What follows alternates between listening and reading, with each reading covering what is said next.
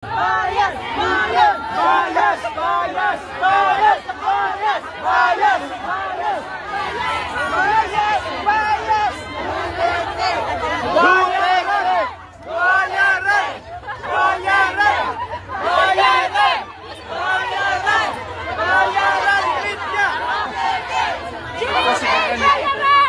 Kaya mo,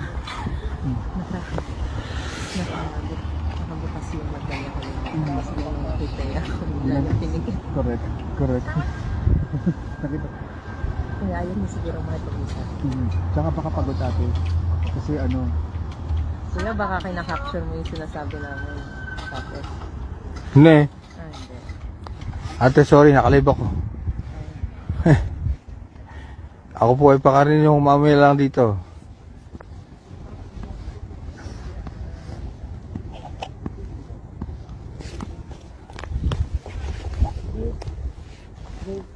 JD.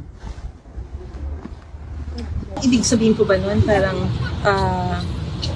kumbaga parang tanggap din niya kung hindi siya makabalik ng Pilipinas? Meron din po kayong sinabi. Sorry. Paano siya? Hindi naman ganun. Sorry po. Nagtatanong lang po. Relax guys, relax. Don't draw me. Relax. Sinabi na sa Senado po, na enjoy lang tayo. Relax Hindi na muna. mababalik sila sa Pilipinas. Relax guys, relax. Meron po ba kayong ibig sabihin doon na, sorry, pasensya na po Okay, kayo. no worries. Nagtatanong lang ako, nagka-clarify lang po ako kung ano pong ibig sabihin po. Ang ibig sabihin nun is yung discussion kahapon sa Senate. Meron silang discussion kung tama ba ang ginawa, hindi ba tama ang ginawa, illegal ba ang ginawa, illegal yung ginawa. Sabi ko nga, it was an extraordinary action. Pero na anong pagtatalunan nila doon, whether it was a kidnapping, it was an extraordinary condition, it was correct or not, hindi na nila bumalik yan. Sinandiyan siya sa loob. Hindi nila yan bumalik doon. And the only way na makalabas siya is through the system. Inside the ICC. Yun yung Pero confident naman din ang buong pamilya and the legal team. Buong Pilipinas confident. Buong mundo. best siguro. Mga kababayan at mga ka-wonders, mainit po yung pag-uusapan natin ngayon. Grabe ito. Dahil po si Maris Umali na reporter ng GMA7 ay kinuyog ito ng mga OFW sa the Netherlands.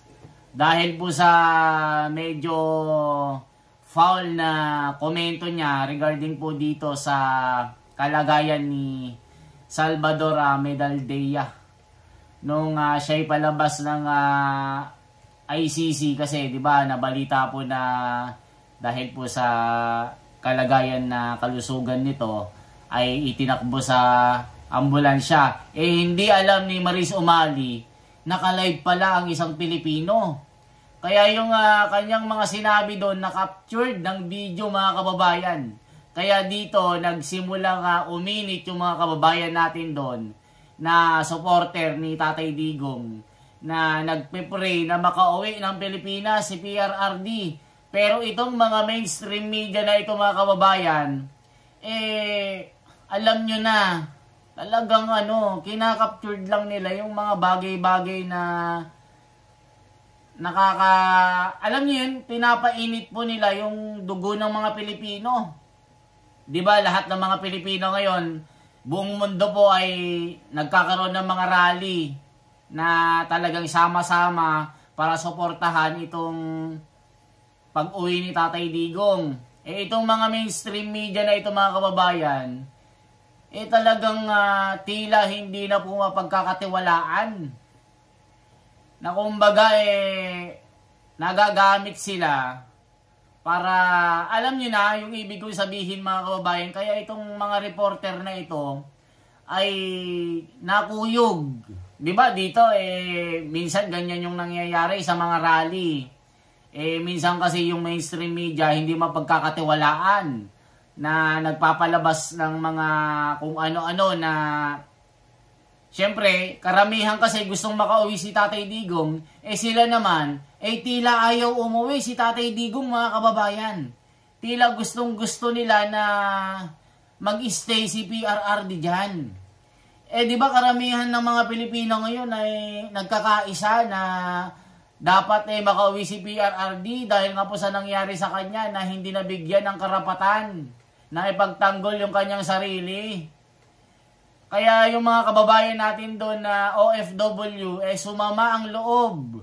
Kaya nung makita itong reporter na ito, na si Maris Umali, ay sinigaw-sigawan ito na sinabihang bias, bayaran. Naku po mga kababayan.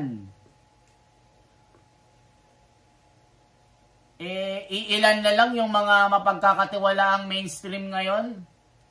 Net25, saka SMNI, mga kababayan. Sila talaga yung mga hindi nagbabalita ng bias. Yung mga ito, mga kababayan. Diba?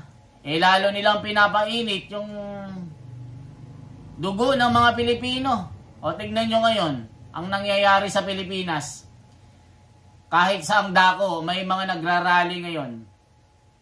Ako po mga kababayan bilang Pilipino, hindi ko na inaano kung loyalista ka o Duterte ka. Dito ang inaano ko, magkaroon man lang sila ng ng consideration na pagka ganyan na medyo sensitibo yung pag-uusapan, wag nilang paiinitin lalo.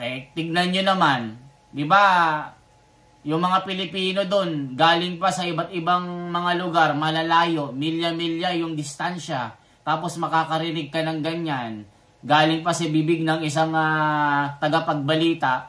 Syempre yung mga ito, sa sobrang pagmamahal nila kay Tatay Digong, magagalit talaga ang mga ito. Tignan nyo naman yung nangyari, di ba pinagsisisigawan siya? Meron pang eksena doon na ini-interview si BP Sara.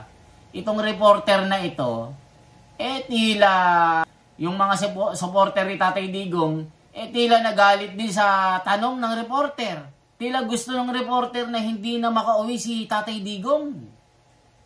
Tinanong niya si BP Sara na parang tanggap na daw ng pamilya na hindi na makakauwi si Tatay Digong. Binara ng mga OFW din, ba't hindi makakauwi? Parang ganun confident ba kayo na makakauwi pa si PRRD? Sinupalpal ng mga Pilipino doon. Confident, buong Pilipinas confident. Nakita nyo po. Pagka ganyan, naku po, magagalit talagang mga Pilipino sa inyo. Isang presidente kasi pinahuli nyo sa mga banyaga. Yan, pag nagbabalita kayo, pinapainit nyo palalo na tila gustong-gusto nyo na mag-iit si PRRD sa ipinupukol ng kalaban na mga kasalanan niya umano. Di ba meron pang nag-post sa FB, isang kilalang isang kilalang influencer na ito. Ang daming galit kay Tatay Digong. Marami daw pinapatay at alam nyo na.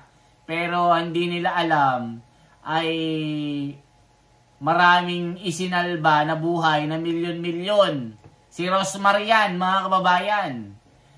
Tignan nyo si Rosmar, yung isa niyang post sa FB, na ang daming galit daw kay PRRD, na dami daw niyang pinatahimik, pinapatay, pero hindi nila alam, maraming sinalbang mga buhay ng mga Pilipino dahil sa mga nagdodroga na ito. Diba? Ganyan si Tatay Digong dati, pag may ginawa kang kasalanan at di ka nagbago, kinabukasan alam mo na. Anong masasabi nyo po dito mga kababayan? Viral ngayon si Maris Umali. Pasensya na po kayo natatapik lamang po kayo. Kasi, be considerate naman po.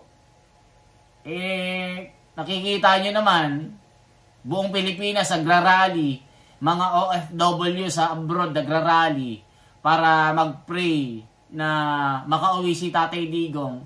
Tayo naman, parang binablock natin yung kagustuhan ng mga Pilipino na hindi na makauwi si Tatay Digong. So, anong masasabi nyo po sa viral post sa ito, viral video ni Maris Umali? I-comment nyo nga po mga kababayan. Ano ang masasabi nyo po? Anong marireact nyo po sa nangyaring ito? Bakit tila kinuyog ng mga Pilipino doon, itong reporter na ito,